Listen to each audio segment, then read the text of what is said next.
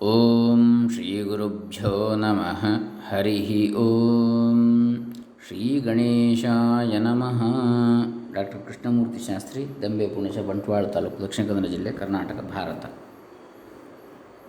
ಕೃಷ್ಣ ಯಜುರ್ವೇದ ಕನ್ನಡ ಪ್ರಕಾಶನ,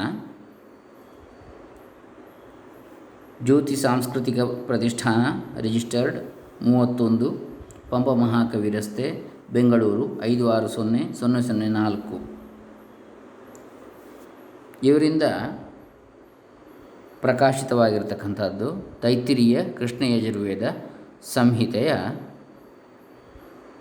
ಭಾಷ್ಯ, ಕನ್ನಡದಲ್ಲಿ ಅನುವಾದ. ಬಹಳ ಸುಂದರವಾದ ಕೃತಿ ಸಂಪುಟಗಳು. ಈಗಾಗಲೇ 12-13 ಸಂಪುಟಗಳು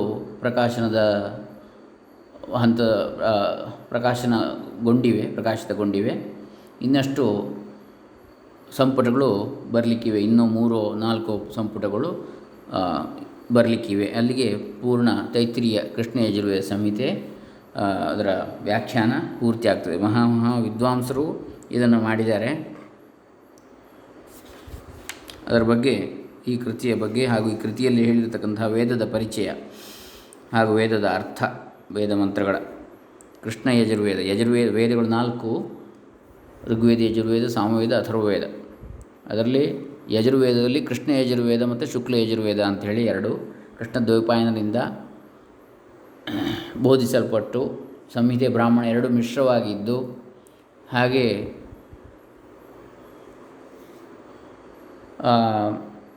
ಯಾಜ್ಞವಲ್ಕ್ಯರ, ವೈಶಂಪಾಯನ ಶಿಷ್ಯರಾದ ಯಾಜ್ಞವಲ್ಕ್ಯರಿಂದ ವಮನಗೊಂಡಂತಹ, ವಾಂತಿ ಆದಂಥದ್ದನ್ನು ಮಂತ್ರರೂಪದ ಆ ವಮನವನ್ನು ತಿತ್ತಿರಿ ಪಕ್ಷಿಗಳ ರೂಪದಲ್ಲಿ ಇತರ ಶಿಷ್ಯರುಗಳು ಸ್ವೀಕಾರ ಮಾಡಿದ್ದರಿಂದಲೂ ಕೃಷ್ಣ ಅಂಥೇಳಿ, ಕೃಷ್ಣ ದ್ವೈಪಾಯನದಿಂದ ಕೊಡಲ್ಪಟ್ಟದ್ದು. ಇನ್ನು ಸಂಹಿತೆ ಬ್ರಾಹ್ಮಣ ಮಿಶ್ರವಾಗಿರ್ತಕ್ಕಂಥದ್ದು.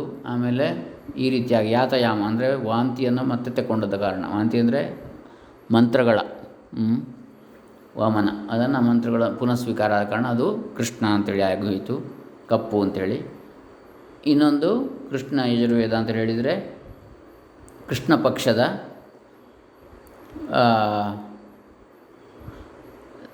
ಅಮಾವಾಸ್ಯೆ ಯಾವುದಿದೆ ಮತ್ತು ಕೃಷ್ಣ ಪಕ್ಷದ ಚತುರ್ದಶಿ, ಅದರಿಂದಲೇ ಆರಂಭ ಮಾಡತಕ್ಕಂಥದ್ದು ಅಂತೇಳಿ ಇದರಲ್ಲಿ ಅಧ್ಯಯನವನ್ನು. ಶುಕ್ಲ ಯಜುರ್ವೇದದಲ್ಲಿ ಶುಕ್ಲ ಪಕ್ಷದಿಂದಲೇ ಆರಂಭ ಮಾಡ್ತಕ್ಕಂಥದ್ದು ಅಧ್ಯಯನವನ್ನು. ಇದರಲ್ಲಿ ಕೃಷ್ಣ ಪಕ್ಷ ಚತುರ್ದಶಿಯಿಂದಲೇ ಆರಂಭ ಆಗ್ತದೆ ಎನ್ನತಕ್ಕಂಥದ್ದು. ಈ ಎಲ್ಲ ಕಾರಣಗಳು, ಬೇರೆ ಬೇರೆ ಕಾರಣಗಳಿಂದ ಕೃಷ್ಣ ಯಜುರ್ವೇದ ಅಂತೇಳಿ ಸಂಹಿತೆ ಬ್ರಾಹ್ಮಣ ಒಟ್ಟಾಗಿರೋದ್ರಿಂದಲೂ ಕೃಷ್ಣ ದ್ವೈಪಾಯನದಿಂದ ಬೋಧಿಸಲ್ಪಟ್ಟದ್ದು. ಶುಕ್ಲ ಯಜುರ್ವೇದ ಅಂತೇಳಿ ಅದು ವಾಜಸನೀಯ ಸಂಹಿತೆ ಅಂತೇಳಿ, ವಾಜಿ ರೂಪದಿಂದ ಸೂರ್ಯ ಭಗವಂತನ ಕೃಪೆಯಿಂದ ವಾಜಿ ರೂಪದಲ್ಲಿ ಸೂರ್ಯ ಭಗವಂತ ಅನುಗ್ರಹಿಸಿದ್ದು ಯಾರಿಗೆ? ಯಾಜ್ಞವಲ್ಕ್ಯರಿಗೆ. ಮತ್ತು ಕೃಷ್ಣ ಯಜುರ್ವೇದವನ್ನು ವಮನ ಮಾಡಿದ ನಂತರ ಆಮೇಲೆ ತಿತ್ತಿರಿ ಪಕ್ಷಿಗಳು ಈ ಕೃಷ್ಣ ಯಜುರ್ವೇದದ ವಮನವನ್ನು ಸ್ವೀಕಾರ ಮಾಡಿದ್ರಿಂದ ತೈತ್ತಿರೀಯ ಸಂಹಿತೆ ಅಂತೇಳಿ ಆಯಿತು ಇದು ಅಂತೇಳಿ ಒಂದು. ಇನ್ನೊಂದು, ತಿತ್ತಿರಿ ಎನ್ನತಕ್ಕಂತಹ ಮಹರ್ಷಿಯ ಪರಂಪರೆಯಲ್ಲಿ ಬಂದ ಕಾರಣ ಆ ಶಾಖೆಗೆ ತೈತ್ತಿರೀಯ ಶಾಖೆ ಅಂತೇಳಿ ಹೆಸರಾಯಿತು ಅಂಥೇಳಿ ಇನ್ನೊಂದು. ಇರಲಿ. ಈಗ ಈ ಕೃತಿಯಲ್ಲಿ ಈ ಒಂದು ಸಂಪುಟ, ಮೊದಲನೇ ಸಂಪುಟ, ಅದರಲ್ಲಿ ವೇದಗಳ ಪರಿಚಯ, ಆಮೇಲೆ ಕೃಷ್ಣ ಯಜುರ್ವೇದ ಪರಿಚಯ, ಆಮೇಲೆ ಯಜ್ಞಗಳ ಪರಿಚಯ, ಇವಿಷ್ಟು ವಿಚಾರವನ್ನು ನಾವು ಈ 1ನೇ ಸಂಪುಟದಲ್ಲಿ ನೋಡಲಿಕ್ಕಿದ್ದೇವೆ. ಕೃಷ್ಣ ಯಜುರ್ವೇದ ಕನ್ನಡ ಪ್ರಕಾಶನ, ಜ್ಯೋತಿ ಸಾಂಸ್ಕೃತಿಕ ಪ್ರತಿಷ್ಠಾನ, ರಿಜಿಸ್ಟರ್ಡ್, ಬೆಂಗಳೂರು. ಈ ಒಂದು ಮಹತ್ ಕೃತಿಯಲ್ಲಿ ಇದರ ಆಶೀರ್ವಚನ ಶೃಂಗೇರಿಯ ಪೂರ್ವಾಚಾರ್ಯರಾದ ವಿದ್ಯಾತೀರ್ಥ ಮಹಾಸ್ವಾಮಿಗಳವರ ಆಶೀರ್ವಚನ. ಶ್ರೀ ಗುರುಭ್ಯೋ ನಮಃ. ಚತುರ್ವೇದ ಭಾಷ್ಯಕಾರರಾದ ಶ್ರೀ ಸಾಣಾಚಾರ್ಯರು ಕೃಷ್ಣ ಯಜುರ್ವೇದ ಭಾಷ್ಯ ಭೂಮಿಕೆಯಲ್ಲಿ ನನುಕೋಯಂ ವೇದೋ ನಾಮ ಎಂದು ಪ್ರಶ್ನೆ ಮಾಡಿ, ವೇದವೆಂದರೆ ಏನು ಅಂಥೇಳಿ, ಈ ವೇದ ಎಂದರೆ ಏನು, ಅದಕ್ಕೆ ಸಮಾಧಾನವನ್ನು ಇಷ್ಟಪ್ರಾಪ್ತಿ ಅನಿಷ್ಟ ಪರಿಹಾರಯೋ ಅಲೌಕಿಕಂ ಉಪಾಯಂ ಯೋ ಗ್ರಂಥೋ ವೇದಯತಿ ಸ ವೇದ ಎಂಬ ಸಮಾಧಾನವನ್ನು ತಿಳಿಸಿದರು. ಅಂದರೆ ಇಷ್ಟಪ್ರಾಪ್ತಿ ಮತ್ತು ಅನಿಷ್ಟ ಪರಿಹಾರಗಳ ಅಲೌಕಿಕ ಉಪಾಯವನ್ನು, ಲೌಕಿಕ ಉಪಾಯ ಅಲ್ಲ, ಲೌಕಿಕ ಉಪಾಯ ನಮಗೆ ಗೊತ್ತು, ಇಷ್ಟಪ್ರಾಪ್ತಿ ಆಗಬೇಕು ಏನು ಮಾಡಬೇಕು, ಅದಕ್ಕೆ ಸಂಬಂಧಪಟ್ಟು ನಾವು ಕೆಲಸ ಮಾಡಬೇಕು. ಅನಿಷ್ಟ ಪರಿಹಾರಕ್ಕೂ ಅದಕ್ಕೆ ಸಂಬಂಧಪಟ್ಟ ವ್ಯವಸ್ಥೆಗಳನ್ನು ಮಾಡಿಕೊಳ್ಬೇಕಾಗ್ತದೆ ಲೌಕಿಕವಾಗಿ. ಅಲೌಕಿಕ ಉಪಾಯ ಏನು ಅದನ್ನು ಹೇಳುವಂಥದ್ದು ವೇದ ಅಂತಹ ಗ್ರಂಥ ಅಂತೇಳಿ. ಅಲೌಕಿಕ ಉಪಾಯವು ಧರ್ಮವು. ಇಷ್ಟಪ್ರಾಪ್ತಿ ಅನಿಷ್ಟ ಪರಿಹಾರಗಳ ಅಲೌಕಿಕ ಉಪಾಯ ಯಾವುದು? ಧರ್ಮ. ನಮ್ಮ ಶ್ರೇಯಃಪ್ರೇಯಸ್ಸುಗಳಿಗೂ ದುಃಖ ಪರಿಹಾರಕ್ಕೂ ಸಾಧಕವಾದ ಧರ್ಮವನ್ನು ವೇದಗಳಿಂದಲೇ ತಿಳಿಯಬೇಕು. ನಾವು ವೇದಾಧ್ಯಯನವನ್ನು ಮಾಡ್ತೇವೆ. ಅರ್ಥಜ್ಞಾನವಿಲ್ಲದೆ ಮಾಡಿದ ಅಧ್ಯಯನವು ವಿಶಿಷ್ಟವಾದ ಫಲವನ್ನು ಕೊಡಲು ಅಸಮರ್ಥ.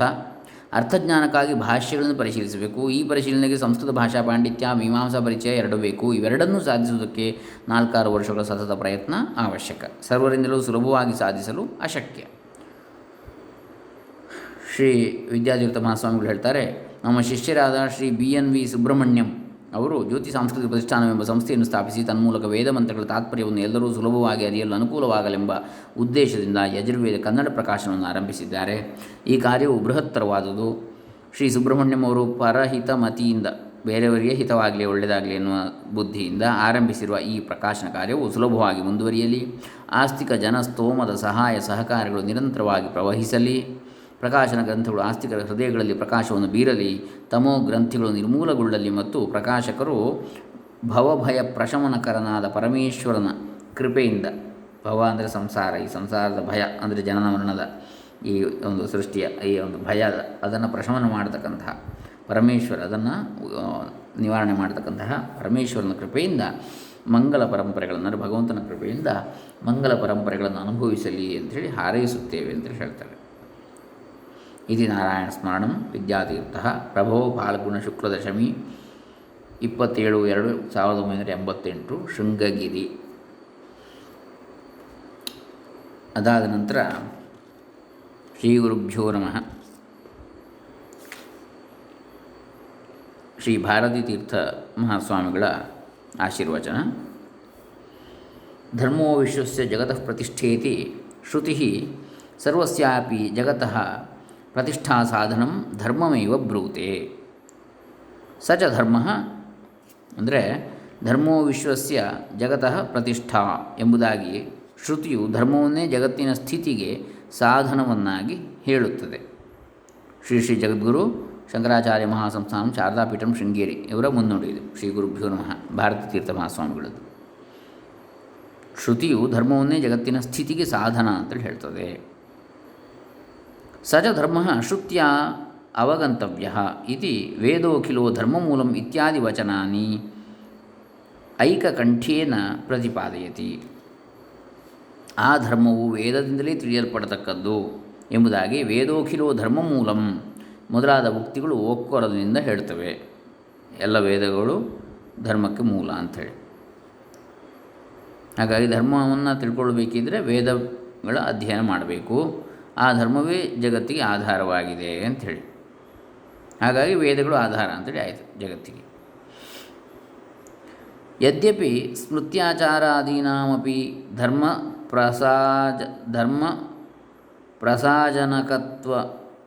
ಪ್ರಸಾರಜನಕತ್ವಮಸ್ತಿ ತಥಾಪಿ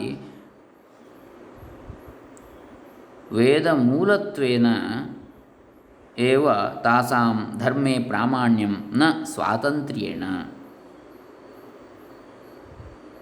ಸ್ಮೃತಿಗಳು ಆಚಾರವೂ ಧರ್ಮದ ಯಥಾರ್ಥ ಜ್ಞಾನವನ್ನು ಉಂಟು ಮಾಡಿಕೊಡತಕ್ಕವುಗಳಾಗಿದ್ದರೂ ಅವುಗಳಿಗೆ ಧರ್ಮದ ವಿಷಯದಲ್ಲಿ ವೇದದ ಮೂಲಕ ಪ್ರಾಮಾಣ್ಯವೇ ಹೊರತು ಸ್ವತಂತ್ರವಾಗಿ ಅಲ್ಲ.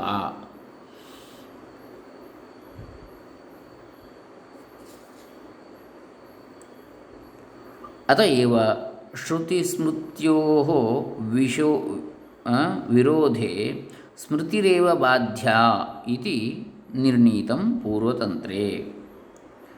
ಆದ್ದರಿಂದಲೇ ಶ್ರುತಿ ಮತ್ತು ಸ್ಮೃತಿಗಳಿಗೆ ವಿರೋಧ ಒದಗಿದಾಗ, ಯಾವುದೋ ಒಂದು ವಿಚಾರದ ಬಗ್ಗೆ ದ್ವಂದ್ವ ಇದ್ದಾಗ, ಶ್ರುತಿಯಲ್ಲಿ ಮತ್ತು ಸ್ಮೃತಿಯಲ್ಲಿ ಬೇರೆ ಬೇರೆ ಇದ್ದಾಗ ಅಭಿಪ್ರಾಯ ಒಂದು ವಿಚಾರದ ಬಗ್ಗೆ, ಧರ್ಮ ಸೂಕ್ಷ್ಮದ ಬಗ್ಗೆ, ಸ್ಮೃತಿಯೇ ಬಾಧಿಸಲ್ಪಡತಕ್ಕದ್ದು. ಅಂದರೆ ಸ್ಮೃತಿಯ ಯಾವ ಅಭಿಪ್ರಾಯ ಇದೆ ಅದು ಅಲ್ಲ, ಮತ್ತು ಶ್ರುತಿ ಏನು ಹೇಳುತ್ತದೆ ಅದೇ ಹೌದು ಸ್ವೀಕಾರ್ಯವಾದದ್ದು, ಇದು ಸ್ವೀಕಾರ್ಯವಾದ ಉಪಾದೇಯ ಅಲ್ಲ ಅಂಥೇಳಿ ತಿಳಿಯಬೇಕು. ಶ್ರುತಿಯೇ ಮೊದಲ ಪ್ರಮಾಣ ಅಂಥೇಳಿ ಎಂಬುದಾಗಿ ಪೂರ್ವಮೀಮಾಂಸಾ ಶಾಸ್ತ್ರದಲ್ಲಿ ನಿರ್ಣಯಿಸಲ್ಪಟ್ಟಿದೆ. ಸಚ ವೇದ ಅನಂತಾ ವೈ ವೇದಾ ಇತಿ ವಚನಾನುಸಾರೇಣ ಅನಂತೋಪಿ ಋಗ್ಯಜಸ್ಸಾಮಾಥರ್ವರೂಪೇಣ ಚತುರ್ಧಾ ವಿಭಕ್ತೋ ವಿರಾಜತೆ. ಅಂತಹ ವೇದವು ಅನಂತಾ ವೈ ವೇದಾ ಎಂಬ ವಚನವನ್ನು ಅನುಸರಿಸಿ ಅನಂತವಾಗಿದ್ದರೂ ಋಕ್, ಯಜುಸ್, ಸಾಮ ಮತ್ತು ಅಥರ್ವ ಎಂಬುದಾಗಿ 4 ರೀತಿ ವಿಂಗಡಿಸಲ್ಪಟ್ಟು ಬೆಳಗುತ್ತಾ ಇದೆ ಕೃಷ್ಣದ್ವೈಪಾಯನ ವೇದವ್ಯಾಸರಿಂದ. ಏಕೈಕಸ್ಯಾಪಿ ವೇದಸ್ಯ ಬಹ್ವ್ಯಃ ಶಾಖಾಃ ಆಸನ್ ಇತಿ ಏಕಶತಮಧ್ವರ್ಯುಶಾಖಾ ಇತ್ಯಾದಿಭಿರ್ವಾಕ್ಯೈಃ ಪ್ರತೀಯತೆ. ಏಕಶತಮಧ್ವರ್ಯುಶಾಖಾ ಮೊದಲಾದ ವಾಕ್ಯಗಳಿಂದ ಒಂದೊಂದು ವೇದಕ್ಕೂ ಬಹಳ ಶಾಖೆಗಳಿದ್ದು ಎಂಬುದಾಗಿ ತಿಳಿದು ಬರ್ತದೆ. ಅಂದರೆ ಅಧ್ವರ್ಯು ಶಾಖೆ ಅಂದರೆ ಯಜುರ್ವೇದದ ಶಾಖೆಗಳು ಏಕಶತಂ 101 ಶಾಖೆಗಳು ಅಂಥೇಳಿ ಈ ರೀತಿಯ ವಾಕ್ಯಗಳಿಂದ ವೇದಗಳಿಗೆ ಬಹಳ ಶಾಖೆಗಳಿದ್ದು ತಿಳಿದು ಬರ್ತದೆ. ಪರಂತು ತಾಸು ನೈಕಾಃ ಅಧುನಾ ಉತ್ಸನ್ನಾಃ ಕೇವಲಂ ಅಂಗುಲಿಮೇಯಾಃ ಕಾಶ್ಚನ ಶಾಖಾಃ ಏವ ಅವಶಿಷ್ಟಾಃ. ಆದರೆ ಅವುಗಳಲ್ಲಿ ಅನೇಕ ಶಾಖೆಗಳು ಲುಪ್ತವಾಗಿದ್ದು ಕೇವಲ ಬೆರಳೆಣಿಕೆಯಷ್ಟು ಕೆಲವು ಶಾಖೆಗಳೇ ಉಳಿದಿವೆ. ತತ್ರ ಸ್ವಾಧ್ಯಾಯೋಧ್ಯೇತವ್ಯಃ ಇತಿ ವಿಧಿಃ ಸ್ವಶಾಖಾಧ್ಯಯನಂ ವಿಧತ್ತೆ. ಸ್ವಾಧ್ಯಾಯ ಅಧ್ಯೇತವ್ಯ ಎಂಬ ವಿಧಿಯು ಪ್ರತಿಯೊಬ್ಬನು ತನ್ನ ಶಾಖೆಯ ಅಧ್ಯಯನವನ್ನು ಮಾಡಬೇಕೆಂದು ವಿಧಿಸುತ್ತದೆ. ಅತಏವ ವಿಹಿತಸ್ಯ ವೇದಾಧ್ಯಯನಸ್ಯ ಅಕರಣೇನ ಪ್ರತ್ಯವಾಯಃ ಸಮಾಪತತಿ ಇತಿ ವಿಹಿತಸ್ಯ ಅನುಷ್ಠಾನಾತ್ ನಿಂದಿತಸ್ಯ ಚ ಸೇವನಾತ್.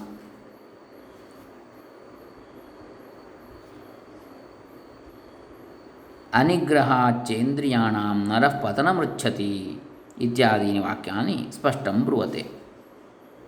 ವಿಧಿಸಲ್ಪಟ್ಟ ವೇದಾಧ್ಯಯನವನ್ನು ಮಾಡದಿದ್ದರೆ ಪ್ರತ್ಯವಾಯ ಉಂಟಾಗುವುದೆಂಬುದಾಗಿ ವಿಹಿತಸ್ಯಾನುಷ್ಠಾನಾನ್ ನಿಂದಿತಸ್ಯ ಚ ಸೇವನಾತ್ ಅನಿಗ್ರಹಾಚ್ಚೇ ಇಂದ್ರಿಯಾಣಾಂ ನರಃ ಪತನಮೃಚ್ಛತಿ ಇತ್ಯಾದಿ ವಚನಗಳು ಸ್ಪಷ್ಟವಾಗಿ ತಿಳಿಸುತ್ತಾ ಇವೆ. ಏತೇನ ವೇದಾಧ್ಯಯನೇನ ಅಸ್ಮಾಕಂ ಕಿಂ ಫಲಂ ಇತಿ ಕೇಷಾಂಚಿತ್ ಶಂಕಾ ಅಪಿ ನಿರಸ್ತಾ ವೇದಿತವ್ಯ. ಶಾಸ್ತ್ರವಿಹಿತವಾದುದನ್ನು ಮಾಡದಿದ್ದರೂ ಶಾಸ್ತ್ರದಿಂದ ನಿಂದಿತವಾದುದನ್ನು ಮಾಡಿದರೂ ಮತ್ತು ಇಂದ್ರಿಯಗಳನ್ನು ನಿಗ್ರಹಿಸದಿದ್ದರೂ ಮಾನವನು ಕೇಡಿಗೆ ಈಡಾಗುವನು. ಇದರಿಂದ ವೇದಗಳ ಅಧ್ಯಯನದಿಂದ ನಮಗೇನು ಪ್ರಯೋಜನ ಎಂಬ ಕೆಲವರ ಸಂಶಯವು ದೂರವಾದಂತಾಯಿತು. ಬ್ರಾಹ್ಮಣೇನ ನಿಷ್ಕಾರಣಂ ಷಡಂಗೋ ವೇದೋ ಅಧ್ಯೇಯೋ ಜ್ಞೇಯಶ್ಚ ಇತಿ ಮಹಾಭಾಷ್ಯಕಾರೋದಾಹೃತ ವಚನಮಪಿ ಏತದೇವ ಉಪೋದ್ಬಲಯತಿ. ಬ್ರಾಹ್ಮಣೇನ ನಿಷ್ಕಾರಣಂ ಷಡಂಗೋ ವೇದ ಅಧ್ಯೇಯ ಜ್ಞೇಯಶ್ಚ ಎಂಬ ಮಹಾಭಾಷ್ಯಕಾರರ ಮಾತು ಇದನ್ನೇ ಪುಷ್ಟೀಕರಿಸುತ್ತದೆ. ಅಂದರೆ ಬ್ರಾಹ್ಮಣನಿಂದ ನಿಷ್ಕಾರಣಂ, ಯಾವುದೇ ಕಾರಣ ಬೇಡ ಅದಕ್ಕೆ, ಷಡಂಗ ವೇದ ಷಡಂಗ ಸಹಿತವಾದ ವೇದವು ಅಧ್ಯಯನ ಮಾಡಲ್ಪಡಬೇಕು ಮತ್ತು ತಿಳಿಯಲ್ಪಡಬೇಕು ನಿಷ್ಕಾರಣವಾಗಿ ಬ್ರಾಹ್ಮಣನಾದಂಥವ ಅಂಥೇಳಿ ಮಹಾಭಾಷ್ಯಕಾರರ ಮಾತಿದೆ. ಅದು ಇದನ್ನು ಪುಷ್ಟೀಕರಿಸ್ತದೆ. ಯಾಕೆ ಅಂಥೇಳಿ ವೇದಾಧ್ಯಯನದ ಅವಶ್ಯಕತೆ, ಅದಕ್ಕೆ ಕಾರಣ ಬೇಕಾಗಿಲ್ಲ ಅಂತ. ಬ್ರಾಹ್ಮಣನಾದರೆ ಸಾಕು, ಅವನು ಅಧ್ಯಯನ ಮಾಡಬೇಕು. ಅತ ಉಪನೀತೇನ ಬ್ರಾಹ್ಮಣೇನ ಸ್ವಶಾಖಾಧ್ಯಯನಂ ಅವಶ್ಯಂ ಕರ್ತವ್ಯಂ. ಆದ್ದರಿಂದ ಉಪನೀತನಾದ ಬ್ರಾಹ್ಮಣನು, ಉಪನಯನವು ವೇದಾಧಿಕಾರವನ್ನು ಕೊಡುತ್ತದೆ, ಅಂತಹ ಬ್ರಾಹ್ಮಣನು ತನ್ನ ವೇದದ ಶಾಖೆಯ ಅಧ್ಯಯನವನ್ನು ಅವಶ್ಯವಾಗಿ ಮಾಡಲೇಬೇಕು. ವೇದಾಧ್ಯಯನೋತ್ತರಂ ಅರ್ಥಜ್ಞಾನಂ ಅವಶ್ಯಂ ಸಂಪಾದನೀಯಂ. ವೇದ ಅಧ್ಯಯನದ ಬಳಿಕ ವೇದಾರ್ಥಜ್ಞಾನವನ್ನು ಅವಶ್ಯವಾಗಿ ಗಳಿಸಬೇಕು. ತತ್ರ ಅರ್ಥಜ್ಞಾನಹೀನಸ್ಯ ನಿಂದಾ ಅರ್ಥಜ್ಞಾನವತಃ ಸ್ತುತಿಶ್ಚ ಶಾಸ್ತ್ರೇ ದೃಶ್ಯತೆ. ಈ ವಿಷಯದಲ್ಲಿ ಅರ್ಥಜ್ಞಾನವಿಲ್ಲದವನ ಬಗ್ಗೆ ನಿಂದೆಯೂ ಅರ್ಥವನ್ನು ಅರಿತವನ ಬಗ್ಗೆ ಪ್ರಶಂಸೆಯೂ ಶಾಸ್ತ್ರದಲ್ಲಿ ಕಾಣಬರುತ್ತದೆ. ತಥಾ ಹಿ ಸ್ಥಾಣುರಯಂ ಭಾರಹರಃ ಕಿಲಾಭೂದ್ ಅಧೀತ್ಯ ವೇದಂ ನ ವಿಜಾನಾತಿ ಯೋರ್ಥಜ್ಞ ಇತ್ಸಕಲಂ ಭದ್ರಮಶ್ನುತೆ ನಾಕಮೇತಿ ಜ್ಞಾನವಿಧೂತ ಪಾಪ್ಮ ಇತ್ಯುಕ್ತಂ.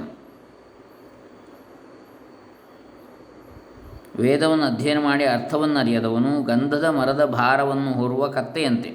ಅರ್ಥವನ್ನು ಅರಿತವನು ಎಲ್ಲ ಮಂಗಳವನ್ನು ಪಡೆದು ಪಾಪರಹಿತನಾಗಿ ಸ್ವರ್ಗವನ್ನೇ ಇರ್ತಾನೆ. ಕತ್ತೆಗೆ ಗಂಧ ಅಂತೇಳಿ ಗೊತ್ತಾಗ್ತದ? ಅದು ಭಾರ ಹೊರೋದಷ್ಟೇ, ಅದು ಗಂಧ ಅಂತೇಳಿ ಅದು ಗೊತ್ತಿಲ್ಲ, ಹಾಗೇ ಆಗಿಬಿಡ್ತದೆ ಅಂತ. ವೇದವನ್ನು ಅಧ್ಯಯನ ಮಾಡಿ ಅರ್ಥವನ್ನು ಅರಿಯದಿದ್ದವನ ಪರಿಸ್ಥಿತಿ. ಗಂಧದ ಕಟ್ಟಿಗೆಯ ಭಾರವನ್ನು ಹೊತ್ತ ಕತ್ತೆಯು ತಾನು ಹೊತ್ತಿರುವ ಗಂಧದ ಕಟ್ಟಿಗೆಯ ಪರಿಮಳವನ್ನು ಸ್ವಲ್ಪವೂ ತಿಳಿಯಲಾರದು. ಅದರೊಡನೆ ಹೋಲಿಸಲ್ಪಟ್ಟ ಅರ್ಥಜ್ಞಾನವಿಲ್ಲದವನು ನಿಂದಿಸಲ್ಪಟ್ಟಂತೆಯೇ. ಅರ್ಥಜ್ಞಾನ ಉಳ್ಳವನಿಗೆ ಶುಭ ಪ್ರಾಪ್ತಿ, ದುಃಖ ನಿವೃತ್ತಿ ಮೊದಲಾದ ಪ್ರಯೋಜನವನ್ನು ಹೇಳಿರುವುದರಿಂದ ಅವನು ಸ್ತುತಿಸಲ್ಪಟ್ಟಂತೆಯೇ. ಆದ್ದರಿಂದ ವೇದಾರ್ಥ ಜ್ಞಾನವನ್ನು ಅವಶ್ಯವಾಗಿ ಗಳಿಸಬೇಕು. ಅತ್ರ ಚಂದನಕಾಷ್ಠ ಭಾರವಾಹಿ ಗರ್ದಭಃ ಸ್ವೇನ ಉಹ್ಯಮಾನಸ್ಯ ಚಂದನಕಾಷ್ಠಸ್ಯ ಗಂಧಂ ಮನಾಗಪಿ ನ ಜಾನಾತಿ. ಅರ್ಥ ಅರ್ಥಜ್ಞಾನಹೀನಃ ತೇನ ಉಪಮೀಯಮಾನಃ ನಿಂದ್ಯತೆ ಇತಿ ಪ್ರತೀಯತೆ. ಅರ್ಥಜ್ಞಾನವತಸ್ತು ಶುಭಾವಾಪ್ತಿ ದುರಿತನಿವೃತ್ತಿ ಇತ್ಯಾದಿ ಫಲಕಥನೇನ ಸಂಸ್ತೂಯತೆ. ಸಹ ಸ್ತೂಯತೆ ಅತೋ ವೇದಾರ್ಥಜ್ಞಾನಂ ಅವಶ್ಯಂ ಸಂಪಾದ್ಯಂ. ತತ್ರ ಚ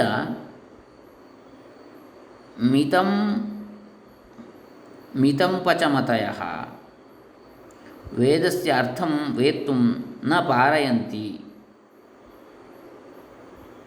ಇತಿ ಸರ್ವಜ್ಞಕಲ್ಪಾಃ ಸಾಯಣಾಚಾರ್ಯಾಃ ಲೋಕಾನುಜಿಗೃಕ್ಷಯಾ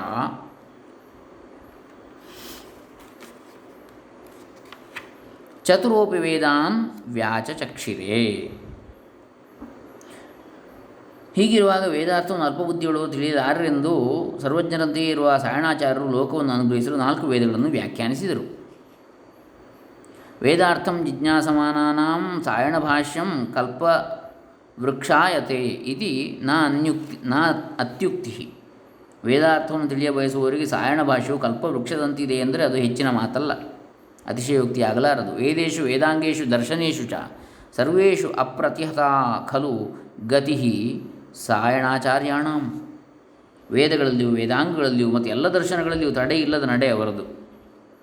ಅತಃ ಸಾಯಣ ಭಾಷ್ಯಂ ಅವಲಂಬ್ಯ ಏವ ವೇದಾರ್ಥೋ ಜ್ಞೇಯೋ ಜಿಜ್ಞಾಸುಭಿಃ. ಆದ್ದರಿಂದ ಜಿಜ್ಞಾಸುಗಳಾದವರು ಸಾಯಣ ಭಾಷ್ಯವನ್ನು ಅವಲಂಬಿಸಿಯೇ ವೇದಾರ್ಥವನ್ನು ತಿಳಿಯಬೇಕು. ತತ್ರ ಯಜುರ್ವೇದಸ್ಯ ಸಾಯಣ ಭಾಷಾನುಸಾರೇಣ ಕರ್ನಾಟಕ ಭಾಷೆಯ ಅನುವಾದಂ ವಿಧಾಪ್ಯ ಸುಬ್ರಹ್ಮಣ್ಯಾರ್ಯಃ ಪ್ರಕಾಶ್ಯತಿ ಇತಿ ವಿದಿತ್ವಾ ಮೋದಾಮಹೆ. ಹೀಗಿರುವಲ್ಲಿ ಯಜುರ್ವೇದಕ್ಕೆ ಸಾಯಣ ಭಾಷೆಯನ್ನು ಅನುಸರಿಸಿದ ಕನ್ನಡ ಅನುವಾದವನ್ನು ಮಾಡಿಸಿ ಶ್ರೀ ಸುಬ್ರಹ್ಮಣ್ಯಂರವರು ಪ್ರಕಟಿಸುವರೆಂದು ತಿಳಿದು ಸಂತೋಷಗೊಂಡಿದ್ದೇವೆ. ಅಸ್ಯಾಯಂ ಪ್ರಯತ್ನಃ ಫಲೇ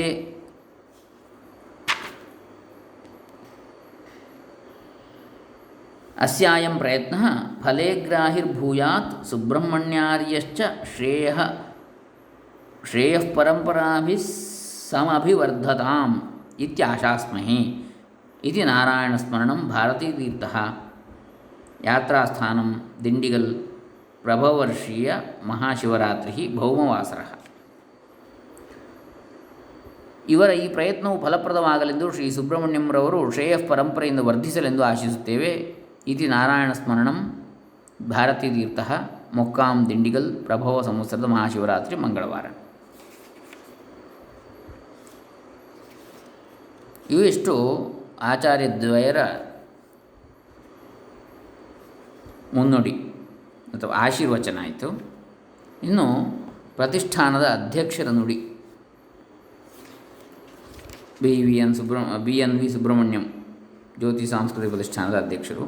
ಆಮೇಲೆ ಪ್ರಕಾಶಕರ ನಿವೇದನೆ, ಆಮೇಲೆ ಸಂಪಾದಕರ ನುಡಿ, ಆಮೇಲೆ ಪ್ರಧಾನ ಸಂಪಾದಕರ ಪರಿಚಯ, ವೇದಬ್ರಹ್ಮ ಶ್ರೀ ಪಿ ಎಸ್ ರಾಮೇಶ್ವರ ಅವಧಾನಿಗಳು.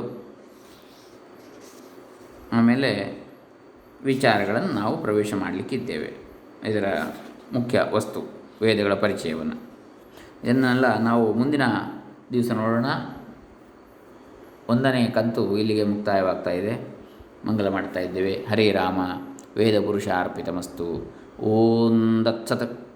ಹರಿ ಓಂ.